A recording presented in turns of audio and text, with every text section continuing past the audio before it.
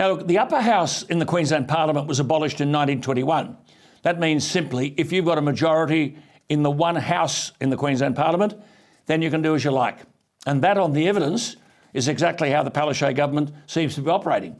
I mentioned only a couple of weeks ago the scandal in relation to DNA testing failures in Queensland, such that police are re-examining all sexual assault cases dating back to 2018, which were initially deemed not to have enough DNA evidence for further testing.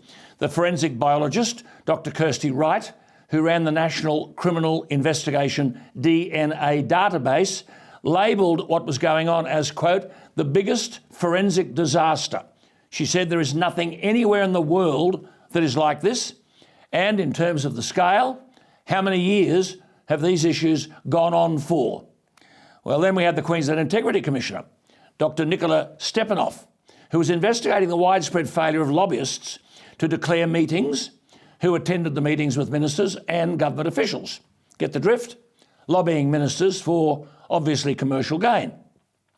That's how a lobbyist operates. You know the minister, get the result, and you get a cut of the action. Well, according to the law in Queensland, meetings with ministers and government officials have to be declared, along with those who attend the meetings. Well, the Integrity Commissioner, Nicola Stepanoff, was onto something. She said she knew she'd upset a few people, and she sought approval from the Public Service Commission, which has budgetary control of her office and the Department of Premier and Cabinet, for a forensic examination of the laptops and mobiles in her office. She suspected there was a leak. It was just before the October 2020 state election. Premier Palaszczuk was being criticised for engaging two former state Labor secretaries to run her campaign.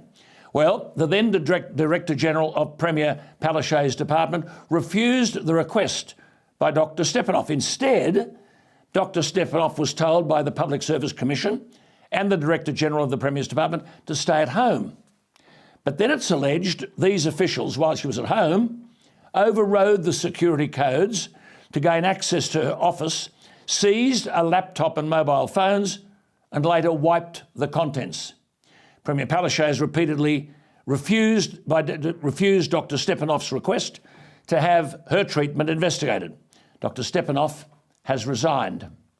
Now we learn this week that a Labor lobbyist, Evan Moorhead, and his lobbying company were hired for a contract with the Queensland Building and Construction Commission by the board chairman, Dick Williams, who was president of the Queensland Labor Party when Mr. Moorhead was its state secretary. Williams allegedly signed on Moorhead's lobbying firm, authorising, quote, an exception to official procurement rules, unquote. That would have to be approved by the then Commissioner.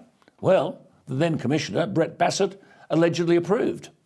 Months before his engagement by the QBCC in late 2019, Mr. Moorhead left Premier Palaszczuk's office, where he was her top political advisor, which prompts a simple question, does it not? Why, since Mr. Moorhead quit the Premier's office, has his company become the most in-demand lobbying firm in Queensland?